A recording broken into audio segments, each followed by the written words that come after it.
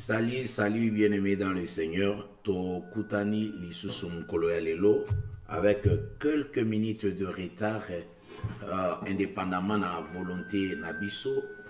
Bien-aimé, il y a eu un petit problème technique mais to koti na kati ya prière na biso to moment na biso ya enseignement. Tozali kobondela tout d'abord Nzambe na bomoi. Seigneur Dieu de gloire, te péchons merci parce que vous avez bien. Vous allez combattre la santé na biso, combattre la famille. Na moment to kutane so na kati ya pokwa na lelo, te péchons merci. Te péchons merci Saint-Esprit ningoza ko bomba biso, ko pesa biso sagesse pe intelligence na kati na makamanso Nzambe na lola. Totiki moment oyo na sena contrôle na yo, oza contrôle ya nyonso tokosala. Ete ezala biso te kasi yo moko olekana ko enseigner peuple na yo.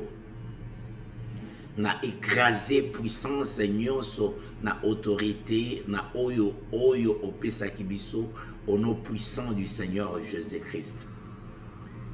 Début et fin na tiki na sena contrôle na yo na kombo na Jésus Christ. Amen. Bonsoir, bonsoir bien-aimés dans le Seigneur. Tokutane suna pokwa na lelo.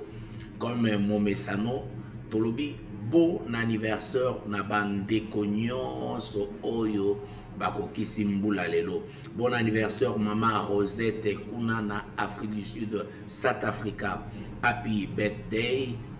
Nzambe aibana kopambola pe kobakisa mingi epai na yo. Topesi bon anniversaire na planète Terre Mobimba. Ba oyo bakokisi bambula pe Nzambe aibana kobatela bango tolobi longue vie.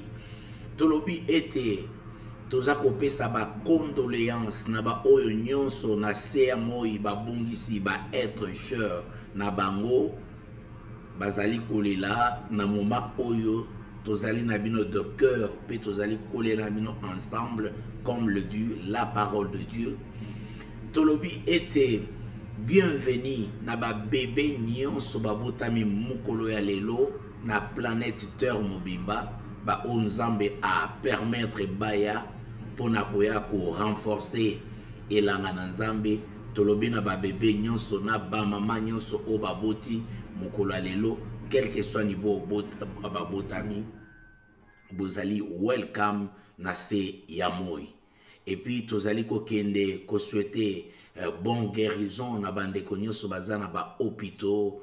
Tozali ko fortifier ba oba kangami injustement Nzambe ayebana ko justifier bino pe kobundela bino. Voilà moment oyo tokomi moment oyo tozali ko partager parole na biso. Bien-aimé dans le Seigneur, avant kokota ko partager parole ya mukolo lelo, tolingi seulement ko rappeler aussi ça qui enseignement na biso na oyo etalaki ba hôtel, mais tozali ko banda prière na biso à partir ya dimanche na minuit lobby programme mobimba ekozala lobby ala ka dernier jour na biso vendredi pour l'enseignement. Alors toko rediffuser programme nyonso ya jeûne et prière et kobanda du dimanche au mercredi ezali jeûne à sec pour na ba nyonso bakoki komata et toko pesa à quelle heure toko banda ko kutana toko banda toko zala live parce que pendant ces 3 jours ezala 3 jours intenses, il y a prière bien-aimé, et ne manquez pas cette occasion de prière et avec le Seigneur Jésus-Christ. Alors, tolobi toujours les lots allez ko partager et lo moko ezali important parce que mosala ya église ezali ko avertir, ezali ko encadrer, ko orienter, ko sécuriser banana Nzambe au travers ya ba écriture na oyo ekoki kobebisa foi na bango na oyo nyonso ekoki ko dérouter bango yango tozali yango tina ya église ezali ya ko affermir église ya ko préparer église à la rencontre du Seigneur Jésus-Christ. Voilà mosala Alors, bien-aimé dans le Seigneur, tolamuki na tongo, tozali ko observer makamonenge zali ko tambola, tomoni ba ebisi biso ke, voilà, tomoni batu, ba célébration, makamonenge na nenge, lelo, parce que j'ai déjà prêché sur le fait, ba fête oyo, Bible est autorisée pour un chrétien, na sainte doctrine, oya koki ko utiliser. Akoki ko fêter, oh le Seigneur Jésus-Christ, oh yazali modèle parfait, oh yo asalaki. Mais lelo, toko kene konager, bien-aimé dans le Seigneur, à la lumière aussi des Écritures et de tout ce qui se passe. Pour na koloba ete, ezana biloko mususu soki omoni yango, kosimba yango te, kotala yango te, mais avant ya kosimba yango te, kotala yango te, il faut avoir tout d'abord la connaissance ya biloko wana. To ya makambo wana, to ya ba pratique wana, et à ce moment-là, et ko permettre ngana yo, to kima na ba filet ya ba ennemi. Lobi na loba ki boye, ko kima na ba hôtel, oyo e uti na ba famille, ba sorcier, o ba uti na ba famille, oya ko kota na mususu eza na kati na ba église te, soi-disant pasteur, soi-disant prophète, soi-disant apôtre, soi-disant qui que ce soit. Bien-aimé, il faut faire très attention. Et c'est pourquoi nous sommes là, pour nous éclairer, pour informer, que ça là est fort par tous les moyens, qui osent nourrir, au ebongi. Parce que berger, moussala naye, ko empêcher que monguna aya ko simba, oyo aza meme, agneau en zambé, na kati ya elanga, na kati ya bergerie. Alors c'est notre devoir. Alors c'est pourquoi tozali kokende nakanisi omoni photo oyo bakomi Anuka. Anuka ezali torme. Bien-aimé, Galates chapitre 1 verset 8 à 10 c'est le Bible. Mais si quelqu'un, même nous ou même un ange venu du ciel, vous annoncez un évangile différent de celui que nous vous avons prêché, qu'il soit maudit. Qu'il soit maudit. Verset 9, nous l'avons déjà dit, et je le répète maintenant, si quelqu'un vous annonce un autre évangile que celui que vous avez reçu, qu'il soit maudit. Le verset 10, maintenant, est-ce que la faveur des hommes que je recherche ou celle de Dieu? Est-ce que je cherche à plaire aux hommes? Si je plaisais encore aux hommes, je ne serais pas serviteur de Christ. Voilà, bien-aimé dans le Seigneur. Voilà, donc tofongoli na esikawana. Awa elobami très bien. Même nga o nazako ya kote, ce que moni na bandi ko dévier, o vérifier que makambo na bandi kote ezana makomite. Ba mo o nga na bandi ko appliquer ko tia même na kati ya ba prière, otali que ce n'est pas la parole de Dieu. Il faut qu'on intervenir le plus vite que possible. Ezali virus ya mabe, virus ya perduction, ya kufa ekoti. Il faut y aller directement que non, non, non, non. Mutoyo azome mabiso sikoyo na kati ya déviation. Parce que cela n'est pas écrit. Bien-aimé dans le Seigneur, il faut faire très très attention. Je ne sais pas si j'ai vérifié encore. Nazako vérifié un peu, bien aimé, Nazako vérifié un peu. Il faut y aller. Ok. Non, non, non. Voilà. Donc, c'est-à-dire qu'il faut directement Koboya. Il faut qu'on quitte Naïlo quoi. Alors, aujourd'hui, Tolali Tolamuki na Tongo, et vous verrez par exemple, photo na, ba habillement échangé dans cette église. Et tout ça, comme on a babilo, et sans que personne ne se pose la question, et pourquoi tout ça? D'où ça vient? Est-ce que c'est une recommandation du Seigneur Jésus-Christ? Et c'est quoi? personne ne se pose des questions et nous sommes tous aveuglés. On suit, on acclame. Bien-aimé, votre âme, baza kote kango facilement. Mouto ateki âme na yo, azuba bien matériel na ye, abomi âme, abomi famille na yo mobimba, mais oza kotala à la vie de tous. Mais tu as la parole que nous appelons la Bible, Nakata Maboko.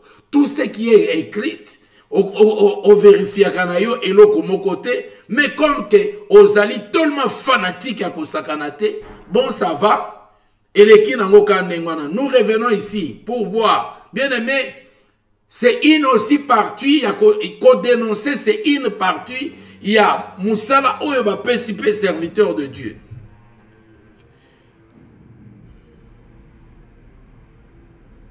Tokei, awa tomoni na livre ya Galate. Alors on a ko expliquer le terme. Tozali awa. Omoni ba ebisi biso awa na kati ya photo oyo. Bien aimé soko ko identifier ngo bien bakomi Anouka. Pour ceux qui ne croient pas à la sorcellerie. Donc temi ya nini o ezali Anouka. Anouka eza célébration. Donc bazali ko célébrer pendant que bazali ko célébrer na Anouka. Alors biso tozali na biso ba francophone. Bon, bamsou baza ba anglophone. Tozomona ka ba mo ba terme ezali ko bima, mais toyebite mais tokena ki to sa la recherche. Il y a Anouka, Anouka c'est quoi au fait? Batoyo parce que babi Anouka, bla bla bla, est-ce que ça kombo ya mutu? Voilà la question. Et ça na ba serviteur ebelé, presque ba nyonso. Na kisasa bazalina terme oyo pe bazali cause yango tolingi ko kende à la lumière des écritures pour na koyebisa peuple ya Nzambe même yo muto vajaka okenda kana Kinshasa kokota na bisika ba Anouka bazali te tokoyeba ngo lelo tozali ko kende muke bien aimé dans le Seigneur. Anouka ye wana tomoni muto liboso ye wana tokomona pe ba mususu malembe alors tolingi to kena na Anouka. Alors, tozali ko sala examen. Omoni, pourquoi? Parce que dans 1 Thessaloniciens, au chapitre 5, verset 21a elobi, mais examinez toutes choses. Donc, epé sameli ngai, yako examiner tout ce qui se passe. Yako fongola miso, kokufa lokola kapopwete, kokufa na kwa acclamete. Bazako teka am na yo, ya mwasi na yo, ya bana na yo, e papa yo mutozomo na ke omoni ke makambo eza molimo. So olinga mwasi oyo, atazalaka na zel wana ba mama ba yo kakate. Mais ebongi o stopé ye parce que za am eza jir, donc famille mobimbe ezali kokende. Bien aimé hôtel, tango ozali kokende, yango Bible ezali ke sortez 10 milliers de pour ne pas participer à leur abomination. Il faut que bima kati na bango pour participer à abomination na bango te. Olobi ngai na kena nangaka ko sambela ozo participer. Tu participes. Ozo ko pesa ba offrande. Mbongo ya mutoki ya mobali na yo ya wapeza ko bima. Oza ko mema bana na yo. Oza ko mema famille. Tu participes. Nakata babiloko wana prière na bango esike kozala ke batu nyonso bakoya bakozala batu na biso ozali d'office batu na bango. Bien aimé dans le Seigneur, ami ya mutu ezali trop cher. Yangwana Satan za kosenga bango aza kopesa bango en échange ba voiture oza komona ba avion baza kotambola nango ba bijoux bandako nini tout ça à cause ya âme na yo. Tout cela ezali am na yo zama kila na yo. Ya bana na yo o basi bateki ya mwana bapesi bango mais toi tu acclames. Ozali ko acclamer. Alors tozana droit ya examen. L'examen ezali droit na biso. Bato yo bazali libre d'esprit. Oyo koki ko kanga esprit na yete. Oyo koki ko manipuler esprit na yete. Libre d'esprit. Bien aimé, on voyageait na Kinshasa Attention, ne participez pas. Kokendete parce que ba église na bango, ba sali yango. Soko tali église olobi toza na poto. Mais otali libanda salité, désordre, makamonyos. Donc nous sommes dans l'affaire. On dirait, et comme royaume ya monde ya ténèbres, soko koti yango moni ba lumière, moni makamonyos. Mais ezali par-ci par-là, bien-aimé dans le Seigneur. Nous dénonçons, tozali koyebisa yo ko éclairer yo. Pona oyo azali nelemo ya nzambe asala attention. Tokei siko na fête yango. La fête d'Anouka. Fête yango ezani. Tokei pe ou eza wapi. Le récit de la révolte de Maccabée et de la célébration d'Anouka se trouve principalement dans le livre apocryphe de 1 Maccabée et 2 Maccabées, qui ne sont pas inclus dans les canons hébraïques de la Bible. Bien-aimé Naïna Nouaou. Voilà origine ya Anouka.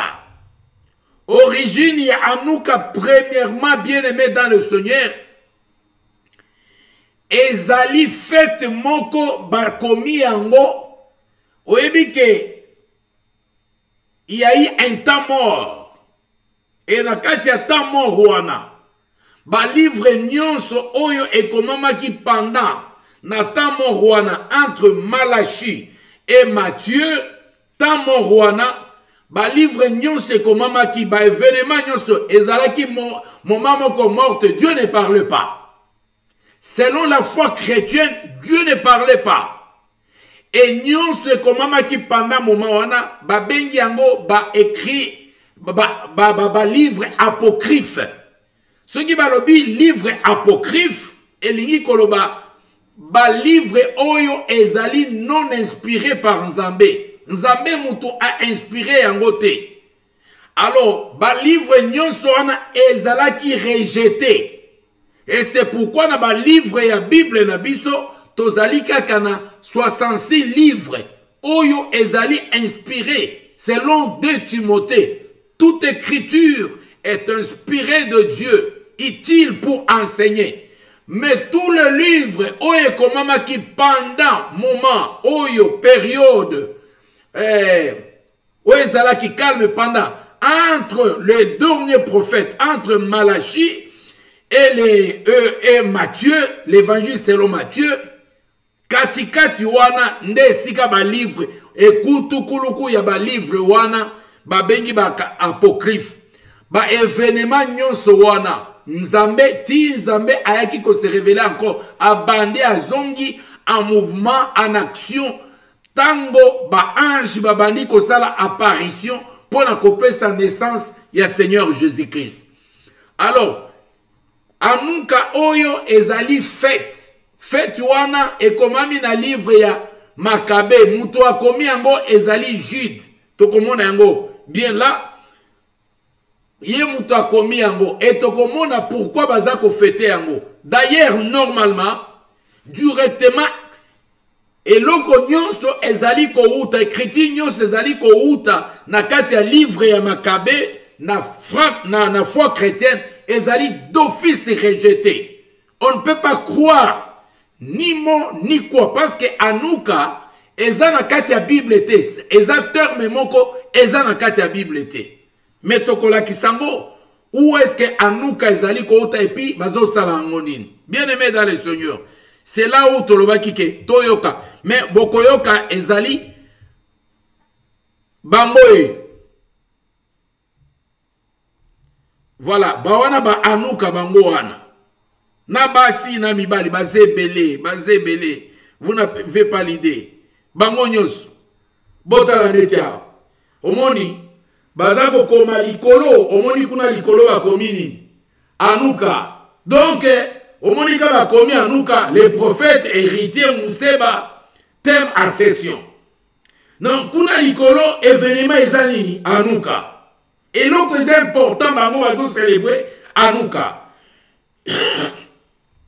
Tomoni oyo, Espérance Mbakadi. Boyebi, porte des cieux. Nabanda donc Yewan Mangembo. Voilà Bangoe. Omoni Epe Awa Anouka. Donc ils sont nombreux. Bazali ko célébrer Anouka et que les gens ne se rendent pas même compte c'est quoi Anouka au fait. Alors, bien aimé dans le Seigneur, Tokei, parce que Tozali ko examiner Yango, Tolobi bien, Ezali fête, la fête d'Anouka. Le récit de la révolte. Ezalaki bitumba, Yamakasi a révolte et Salemaki, et Komamaki na livre Yamakabé. Et se trouve principalement dans le livre apocryphe. Makabé 1, na Makabé 2. Na conseillé pour tout qui ne sont pas inclus dans les canons hébraïques de la Bible. Tokiti. Ces passages décrivent la purification et la redédication du temple par Juda Maccabée et ses partisans après leur victoire sur les forces grecques. Il alimente les lampes de la Ménorate, symbolisant la renaissance spirituelle et religieuse après 2 années d'oppression. Voilà, bokomona comment est-ce que makamboza ko changer. Anouka ezali nini? Ezali fête ya nini? Bazali ezali fête oyo baye pona ya purification ya temple ou bien la reconstruction. Ya reconstruction ya temple na nani na Juda Maccabée. Na ba partisan na ye lokola bazwaki victoire na force grecque. Alors, pona ko reconstruire yango, ba alimaki ba lampe. Lampe wana ba alimaki yango na forme ya chandelier. Mais eza chandelier o ya bisote. Eza déjà chandelier mususu. Alors, chandelier wana tokomona yango tout à l'heure là. Alors, il allumèrent le lampe de la Ménorate, symbolisant la renaissance spirituelle et religieuse d'après 2 années d'oppression. Tokei. Siko chandelier en Wezali, le chandelier a 9 branches. Le chandelier à 9 branches utilisé pour allumer les bougies pendant Hanouka est appelé Ménorage à 9 branches ou Hanoukia. Contrairement à la Ménorage biblique, à cette branche utilisée dans le temple dans la Bible. C'est-à-dire que awa baeko introduire kaka ba pasteur na biso wana. Kaka ba pasteur na biso wana baeko introduire eloko mosusu. Chandelier na biso ezalaka chandelier ezana 3 branches kotoyo, 3 branches na tige moko na katikati. Cette tige est comme 7. Donc, au total, épaisse 7. Et la signification de ce chandelier, boye biango. Mais pendant que bango bazako belle la Hanouka, Hanouka ezali na forme na yango mosusu. Rien que, eza pas même idée na chandelier na biso ya nani ya Bible. Bango ya bango ezali 9. Ezali 9 bien-aimés dans le Seigneur. 9 branches. Et tokomonango en image. Et vous allez comprendre comment le diable azali copiste. Voilà. Yangoana. Bomoni ezali 9. Donc ebate 4 nangambo, 4 nangambo. Et na katikati eza toujours na étoile oyo. Étoile oyo baebi sakabino ke eza étoile de David. Oyo eza étoile de David te. O ezali étoile démoniaque ya ba science na bango. C'est là où makambo nyonso ezali kouta. Et soki olingi oye baba église oyo ezali ko appartenir na ba secte oyo ezali kouta na Israël, baza na étoile oyo to na drapeau soi-disant baza koyebisa yo ke étoile oyo ezali étoile de David. Conception. La Ménorage à 9 branches ou 9 tiges représente les 8 jours de la fête d'Hanouka, ainsi qu'une tige supplémentaires appelés les chamages. Les chamages est utilisé pour allumer les autres bougies et ne fait pas partie du compte quotidien. Voilà, yangoana, oya katikati wana. C'est-à-dire que au lieu de 7, bango bazali na 9, biso toana 6, na 7, 3, 3, na tige moko katikati qui fait 7. Bango bazali na 4, 4, na tige na bango na étoile, oyo ezalaka pyramide renversée. Na 4 étoiles oyo, ota la pyramide, ya liboso yango na batongi triangle ya liboso etali likolo, et puis deuxième triangle etali na se. Yango wana Anuka. Yango oyo ne symbole mobimba ya Anuka. Yango célébration.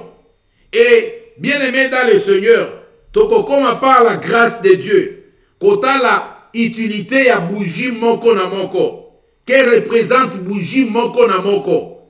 Et loko nini bango baza kosala na yango. Bien aimé, et c'est ici aussi la sagesse. Voilà.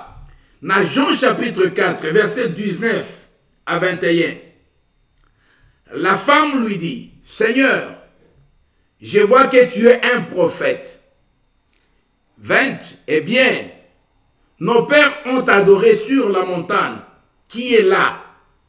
Et vous, les Juifs, vous dites que le lieu où il faut adorer est à Jérusalem. Jésus lui dit, femme, crois-moi, l'heure vient où vous n'irez plus ni sur cette montagne, ni à Jérusalem pour adorer le Père. Le verset 22 dit, car le vrai adorateur adoreront le Père en esprit et en vérité. Vous croyez cela? Car le vrai adorateur adoreront le Père en esprit et en vérité. Ce verset voulait dire seulement ceci. Bien-aimé, makambo oyo nyonso tozomona awa, ezali batu oyo tokokende kotala pe bilamba oyo bazakolata. Bomona boyeba, ezaba baloji nini bango babandi kokende kokota na Jérusalem. Oyo bazakoyela biso. Oyo bazali kosala babandi koya na baterme et puis na biloko oyo nyonso ezali aba soi-disant ba juif oyo. D'ailleurs, pour te dire, la Bible ne parle pas de ces juifs là. Pourquoi? Parce que ba juif oyo pona bango Jésus-Christ n'est pas le Messie. Il faut te comprendre makambo très bien. Et que na bandeko oyo bazali komemela biso makambo oyo. Yango komona batu mususu tango azosala message na ya lobi ke Israël azali horloge. Bien aimé dans le Seigneur, lisez encore ta Bible très bien. Pona koyeba horloge ono ezali ba nation bazaki Israël azaki rejeté pour un peu de temps après bakoya ko. C'est quel Israël? On parle de quel Israël? C'est là aussi ezali problème. Parce que c'est même Israël que nous disons aujourd'hui. Ezali ba oyo baza koze la Messie. Ce sont eux bazoze la Messie tilelo. Pour na bango Jésus-Christ jamais. D'ailleurs, pour na information na bino. Ezana loi moko na kati ya gouvernement ya ba Juif, ya Jérusalem. Oyo ba uti kosala. Et je vais amener ça demain. Que mutu nyonso akobonde la to à côté de Jésus-Christ, il faut pas arrêter. Na Jérusalem toujours na bino. Et si ka batu na biso bazali ko kende mutu na moy, et si ka bazali ko ye na babilo ko soit disant ba anuka wana, ba abomination, ezali ko uta tout d'abord source na yango et uti na ba écriture non inspirée par Dieu. Premièrement, c'est que l'église et les chrétiens, il fallait pas rejeter, parce que nous croyons, foi na biso tongami sur les 66 livres de la Bible que nous avons, oyo babengi que les écrits, les livres inspirés par Dieu.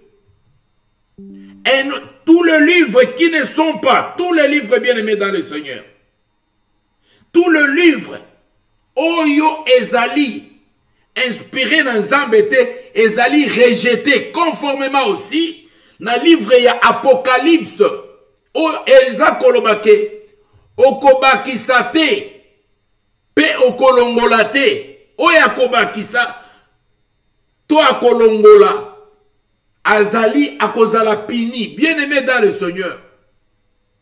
C'est pourquoi quand nous avons dit, la Bible déclare, nakati ya livre ya Galate, yango apôtre Paul aza koyebisa, ba chrétien. Azali koyebisa ngai na yo, apôtre Paul azali koacclamer.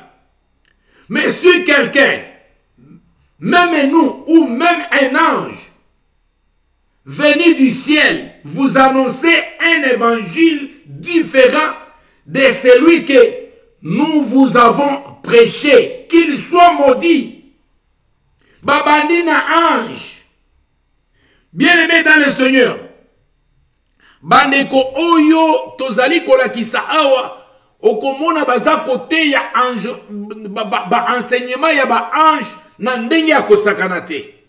Donc, memi kutu ange akomi likolo, je te dis clairement, ezali ba enseignement moko abominable qu'il ne faut pas suivre parce que les anges sont au service de Dieu pour les hommes. Et osana droit ya kofuka mela ange te. Ils sont à ton service. Zambe asali bango bazala baya ko servir yo. Et non yo bana ko servir ba ange. Et d'ailleurs, nakati ya ba démarche na bango, bien-aimé dans le Seigneur, tozala ki na vidéo, tozala ki na ngo lobby, ce grand sorcier ex-roi qui nous disait que ba ange ba kozala ka pardonner ata mukolo moko te. Mais les fils de l'homme a kozala ka pardonner mutu. Oyo asami na image de Nzambe à cause de bako pardonner. C'est une question. Pourquoi Nzambe a koki jamais pardonner si Satan? Parce que c'est un ange. Il faut qu'on comprenne la supériorité de l'homme, l'enfant de Dieu. C'est lui qui est créé à l'image de Dieu, avec autorité. Et qu'il y a certaines personnes, nakobunga na bango, balingi ko introduire ba secte na ba enseignement, nakati parce que diable a sali bango ba komi le quoi ba renommé. Et c'est ce que vous vous appelez des grands pasteurs. Oh toroki ko benga les grands kobunga batoyo ba bungi chemin ya sali et qui doit se repentir parce que tant ezali aussi longtemps bazana souffle de vie et qu'il se répand. Nakati ya babiloko e bazali kokene na baza ebele limité presque mobimba tous les grandes églises na limité bango nyonso et lobby na kosala bango nyonso défilé na anuka babandi ko introduire biloko na kati église baza ko introduire ba pratique na kati église. Or quand on dit anuka elingi kolobake renaissance. Ezali fête ya renaissance. Bolanda bien. Ezali fête ya lumière. N'est-ce pas ba Illuminati? Ezali fête ya lumière. Ezaba Illuminati. Et vous verrez avec étoile ouana, soi-disant étoile à David. Ça n'a rien à voir avec David. Le pyramide renversé à deux. Il faut aux alanamiso spirituellement pour nous comprendre. Et vous avez des membres de famille bazokene na ba église ouana. Batonga ba hôtel, c'est là où votre pauvreté ya famille et kei kokanga makas. Okimi ba hôtel ya famille okei kokota na ba hôtel ya mutu na kate kipidité na ye asi atika molimo epa ya Satan, soi-disant pasteur. Je vous ai présenté beaucoup de pasteurs, soi-disant des pasteurs, avec beaucoup de réserves, qui baouti dans le monde à ténèbres, ils se sont convertis. Et batu nyonso baza ko dans le monde à ténèbres, ceux qui vont se convertir directement par pasteur. Nanaza kotia bango, nanaza ko, on ne sait pas. Là, il y a beaucoup de questions, il faut se poser. Beaucoup de questions. Il a tué combien? Nana bomata ba 2000, ataba 3000. Bien aimé dans le Seigneur. Mutukutu vraiment. Il faut être fort. Naoe bisayo, il faut être fort. Mutukutu soka kwene ekobo, soka zamwa na nzambe. Ekobo kaka ya mbala moko. Oka ningi zo sala motema pasi aza kolela. Bien aimé, mutu oyo abomi 2000. Azolia makila, aboma kutu na papa na ye, na mama na ye, bilembo nyonso eza wana sur place. Bien aimé, yango, pour à un moment donné, bana nzambe ya solo culpabilité tellement le cas, ne loko oya sala, so babi tubela masumu. Omona, à se rappeler à tubelina oya sa tubela kala. Ça arrive souvent. Donc, on se sentit que, ah papa, et loko na salaka. Mais bien aimé dans le Seigneur, batouane bonga qui va vendre na ban. Mais ba komi na leadership liboso lisusu ba komi ba pasteur ba prophète ba bandi kotia ba bandi kotia susu ba maboko. Bien aimé. Et puis il y a des gens oyo bazali komi pesa vraiment na nzela na bango.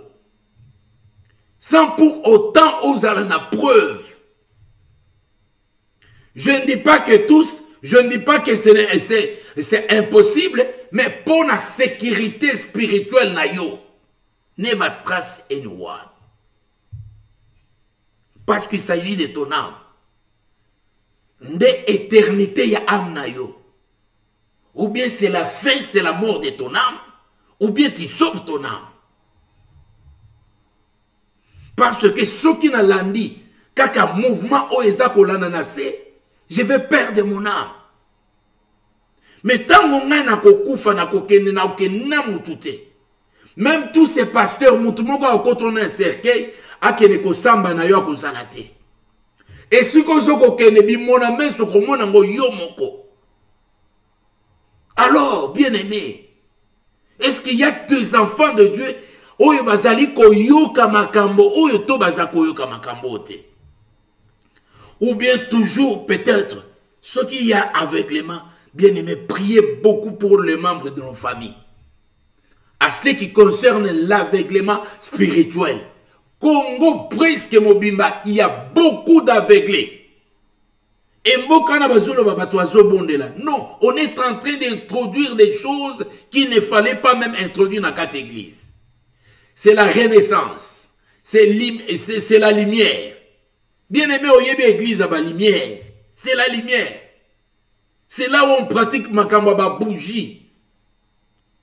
Cette même église critiquait l'église catholique parce que naba acteur na bango il y a eu des messes m'appelle sakaba bougie na hôtel na bango. Et maintenant nous sommes dans Hanouka qui signifie le 9 bougie allumé. Et fête wana ekomanda kosala combien de jours? 8 jours. Et que ça, 8 jours, chaque jour, journée à liboso, bako paye sa bougie moko. Journée à mi balé, bako paye sa bougie moko. Journée à mi sato, bako paye sa bougie moko. Et là, bako memabino ke a les bougiouana, ezali Saint-Esprit. Voilà ma déviation. Voilà ce que vous vous dites Amen. Voilà ce que vous acclamez. Mais tozo kenena yango, parce que origine na yango et outil tout d'abord na ba écriture apocryphe non inspirée. Eza lokola ba siracide, ba Tobi, ba Judith, ba livre nyonso wana ezali rejeté na canon hébraïque Otozali na yango les 66 livres. Yango, apôtre Paul a yebaki ke divinement averti par le Seigneur que ekoya alobi ke ils viendront à ces jours-là. Lisez les livres de Matthieu. Beaucoup de faux. Bakosala même ba miracle, même koloba moto ekita et uta likolo ekweya ekokita bien aimé dans le Seigneur. Ne se fiez pas au miracle. Ne se fiez pas à ces choses, vous allez perdre votre âme. La trompette est en train de sonner à tes oreilles. Yebisa ba membre ya famille na yo. Lorsque nous venons pas à Jésus, toujours pas en Nzambe, tozala kana tribité bien aimé dans le Seigneur, kokoye na piège yote. Naza muluba, nga église à baluba, naza katange, oh naza mukongo, bien aimé, quand tu mourras, tu n'as plus mukongo, il n'y a plus de mukongo. Quand tu viens, là où on vient, il n'y a pas bikolo nyonso anate. Ezalité, qu'on perd de âme na yote likola tribalisme, régionalisme likola race na yo, qu'on perd de yangote bien aimé. Fongola miso na yo spirituellement. Et pour comprendre ce qui se passe. Alléluia. Alléluia. Ils sont là les vendeurs de pigeons. Tous les vendeurs de pigeons sont là. Nakatia marché. Ils sont en train de vendre les pigeons. Alors, c'est toujours Kinshasa. Il faut Oyoka Batem. Mais na mutu, d'ailleurs, Oyezali 2023. Mbakadi Asali Oyo 2023. Anuka 2023. Ajiba invité na Yepe Awa. Toujours 2023. Et ça d'actualité.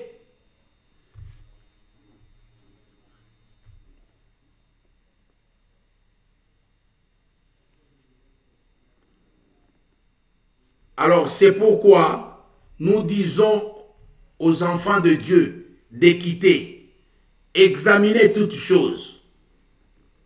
Examiner toutes choses.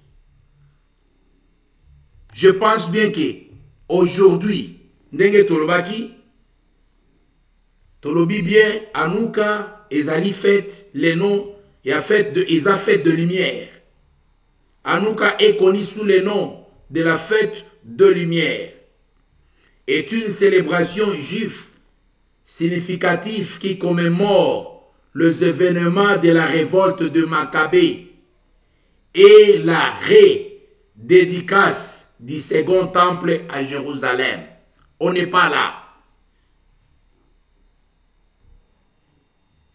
Le récit de la révolte de Maccabée et de la célébration d'Anouka se trouve principalement dans le livre apocryphe des 1 Maccabée et 2 Maccabée qui ne sont pas inclus dans les canons hébraïques de la Bible. 3. Ce passage décrit la purification et la redédication du temple par Juda Maccabée Yewana et se partisans après leur victoire sur les forces grecques. Ils allumant plutôt les lampes de la ménorage, symbolisant la renaissance spirituelle et religieuse après 2 années d'oppression. Alors, les chandeliers à 9 branches, utilisés pour allumer les bougies pendant Hanouka est appelé ménorage à 9 branches ou Hanoukia, contrairement à la ménorage biblique à 7 branches utilisée dans le temple dans la Bible. Et c'est pourquoi yango topesi image oyo o comprendre yango soko beti pe na okomona yango très bien Mais les Congolais, bakata bango ba internet, batila bango ango cher, Satan sala ndenge nyonso afin que bato ba accéder na ba vérité mosusu te. Conception na yango wana. Omoni na nini ya David yango wana. Ce sont des juifs oyo bandimaka ba utilisaka Nouveau Testament te. Bango ba utilisaka Torah, ba utilisaka kaka les 5 livres de Moïse. Pourquoi? Parce que pour na bango baza kozela Messie jusqu'à présent. Alors bango bandimaka baza ko croire na makambo ya Jésus-Christ. Mais la Bible est claire. Sali ezali na moto mosusu te soki na Seigneur Jésus-Christ te. Alors quand tu me parles de ces Israël-là, oh Jésus aloba qui femme, je te dis, ce n'est ni sur cette montagne, ni à Jérusalem que les vrais adorateurs adoreront le Père en esprit et en vérité. Donc, tozan a besoin ya Israël wanate, tozan a besoin ya Jérusalem wanate, na munoko ya Jésus-Christ, tozan a besoin ya montagne wanate, tozan a besoin ya mai ya Jourdain wanate, tozan a besoin ya mir ya lamentation wanate, pour na kokene kosala ba idolâtrie, ni sur cette montagne, ni en Jérusalem, partout, ni alors. Alors, ba pasteur na yo oyo bazako memayo na Jérusalem, na kate idolâtrie, oyo Christ et Jésus abi, parce que pour le moment, le temple dans lequel le Seigneur et le Saint-Esprit azali ko résider, ezali motema na yo, le cœur de l'homme. Apocalypse na chapitre 3, balobi ke il frappe na motema na yo pour être à kota, aya kovanda, à souper avec toi. Yo na ye ensemble, bien-aimés dans le Seigneur. Il y a des gens, il y a soi-disant, ba oyo, na komo tia bango sikoyo, na moni penza ke no batoyo, ba bungi penza bien. Vous le verrez à Jérusalem. Bon, comme na bango ba lati ba écharpe, ba lati ba chapeau, biloko nyos. Je vais amener tout cela. Demain vous en aurez, demain, toutes ces choses-là, qui n'est ni recommandé dans la parole de Dieu, nulle part dans la parole de Dieu. C'est pourquoi Tolobi, Nakatatem, examinons, tozali ko examiner. Et ce qui te examiner, totalement, on rejette en bloc. C'est-à-dire, tozali ko rejeter, pas même ba église na bango ko rejeter. Et que bana na nzambe, oyo bazana kati toza ko bonde la nzambe, Nzambe akambola peuple na ye. Oyo bakangami na kati ya prison satanique. Babylone kwa na nyon, ce sont des prisons sataniques.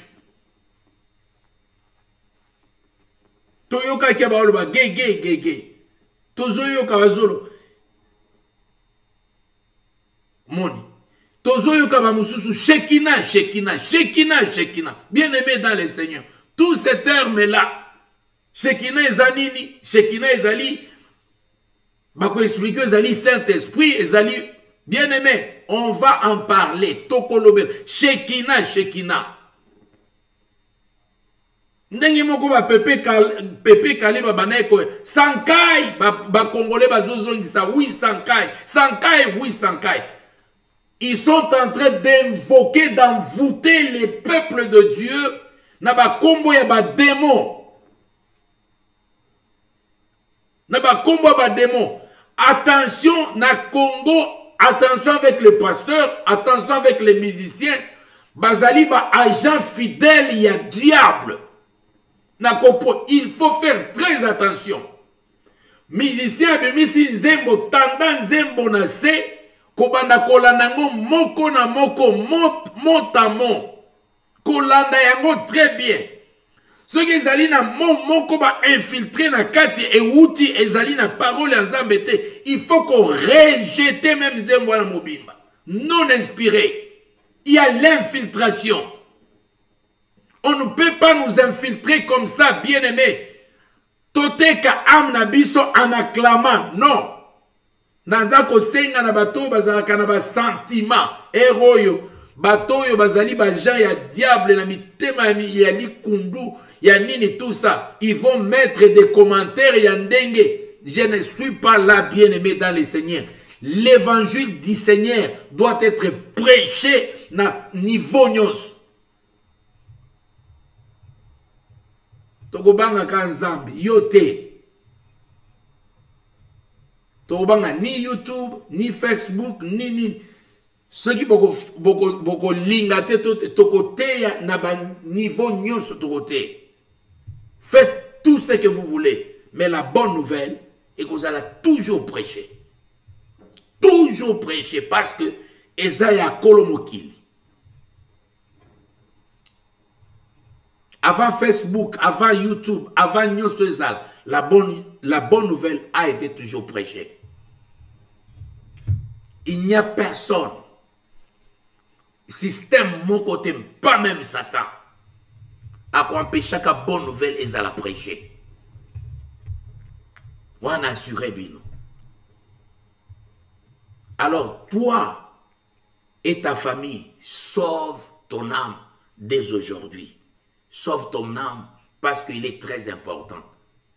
Nafongoli Anouka, lobby, je vais parler sur les 9 bougies d'Anouka et leur utilisation. Et pourquoi? Et pendant le fête, le premier jour, il y a fête Yanouka. Basala kanine. Deuxième, basala kanine.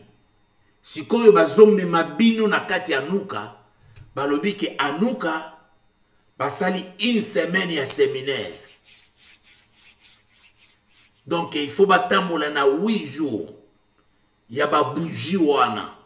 Ezali kotambola. Omona batu bazali impayé na kati ya mboka wana ba 20 mois ya arriéré de salaire, mais akei ko vana na église wana 8 jours encore lisusu na se ya moyi wana po ba prêcher ye ba banditi moi 10 € oyo akenaki kozwa soki wapi akei lisu kotika yango epa batona bakangi batu pana. Donc namawa ezalité, mais okomona bango jamais basala ba œuvre sociaux ya makasi que ces pasteurs après avoir récolté ba mbongo wana nyonso batonga ba école ya ba ofele pona ba église na bango pona batu nyonso batanga kate lelo Kinshasa RDC etondisami na ba orphelinat ya modèle na modèle.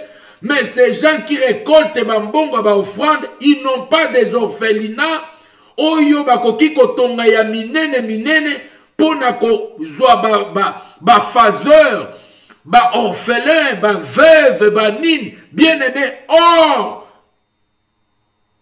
religion ya solo, to culte ya solo, ezali ko assister ba orphelin na ba veuve na kati ya ba situation na bango. Mais ce ko lingi omona bango, balingi basala à tour de rôle.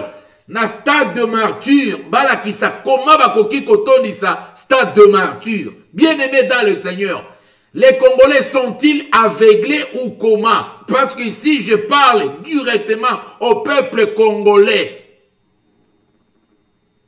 C'est pourquoi les Congolais, tous ont besoin, il y a réconciliation dans Zambie. Parce que l'église du Congo essaie de tomber très bas. Et ça, on sait déjà.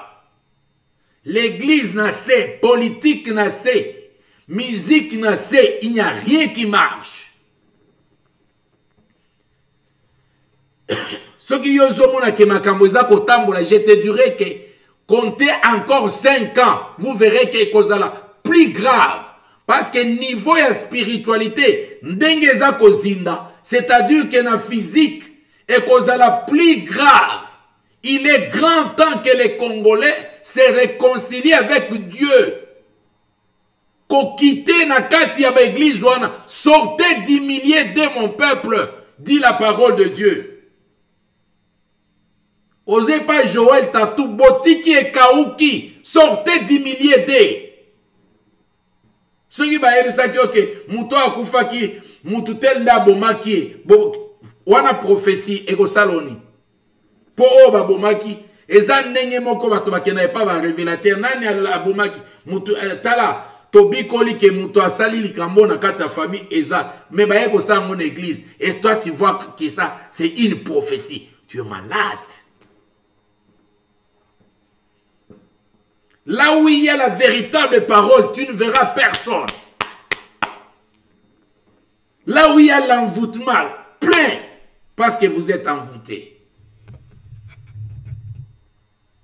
Et aux autres tinda bambongo même ya kobomban, ozala maudit. Bambongo ne zokende. Oyebe aux autres bateaux yo tindela. Okotinda bambongo bien-aimé, ozoteka molimo na yo, na ya bana finance na yo, na ya bana parce que tu ne sais pas ce que ces gens font dans les secrets. Mais à on est toujours bimisela yo que il faut faire très attention. Anouka. So, bozela bongo na mois de décembre parce que Anouka ezalaka célébrer dans le mois de décembre. Mois de décembre qui chasse à Mobimba, Anouka. Et on a remarqué ma folie sous. Ba komi kosala consécration na koya nango na corne moko boneti ya ngombe ya munene batie mafuta baza ko sopa na yango likolo. C'est ce que je vous ai dit. Batu nyonso bazota na deuxième monde na ba grade na bango nyonso wana. Tango bazoya koto mutu atika la ka frère azalaka te. Bazaka ba prophète, ba pasteur, ba apôtre, ba nani. Bon, nani apesaki bango toyebite. Bien-aimé dans le Seigneur, soyons sérieux dans ces histoires. Soyons sérieux. Yangona pona koyoka mate ya mutu, quand même il faut yeba payer. Attaque au salaba miracle na ye bango nyonso. Le diable utilise la Bible. Il utilise la parole de Dieu bien-aimé. Il me reste quelques minutes. Il utilise la parole de Dieu. La même Bible bien-aimée dans le Seigneur.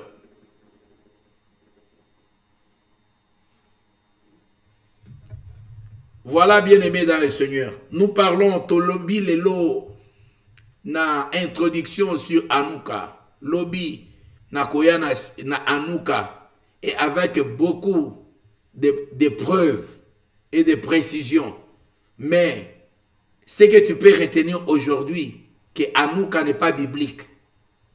Et ça biblique et où tu na livre ya Maccabée 1 à 2 et comment maki na Jida Maccabée et zali fête de lumière biso to na besoin fête de lumière te ba Illuminati bazana besoin fête de lumière avec ma pyramide renversée. Et lobby, tu recotes en profondeur sur Anouka. Si tu as des questions, ne manquez pas à nous envoyer. Voilà, bien-aimés dans le Seigneur. Tolink to bonde la nzambe, kotika bino na kati na loboko na nzambe. Seigneur Dieu de gloire, topesio merci. Na moment kitoko, opesaki na ba oya yo. Tu as été opambola. Moko na moko. Batela bango nzambe. Bumba bango na kati ya makila na butu ya lelo.